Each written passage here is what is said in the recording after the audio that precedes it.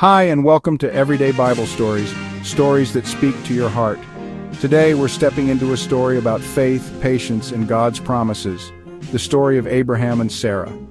Abraham, who was then called Abram, lived in a land called Ur. One day, God spoke to him with a promise: "Leave your home, your family, your comfort, and go to a land I will show you.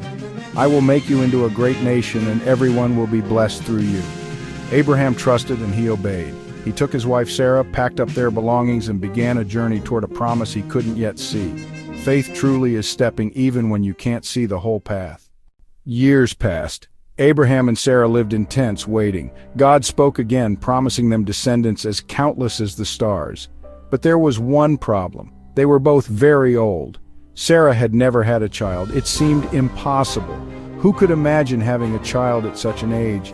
Yet Abraham believed God, and Sarah laughed, not in disbelief, but in amazement. Sometimes faith feels small next to the challenge, but God's power is always greater. Then, in God's perfect timing, the promise came true. Sarah gave birth to Isaac. Abraham and Sarah held their miracle, a child born not by chance, but by God's faithfulness. Through this story, we see that God keeps His promises, even when circumstances seem impossible. Faith is trusting God when the odds are against you. What can we learn from Abraham and Sarah?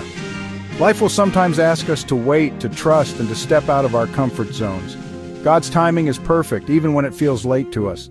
What feels impossible today may become a story of triumph tomorrow.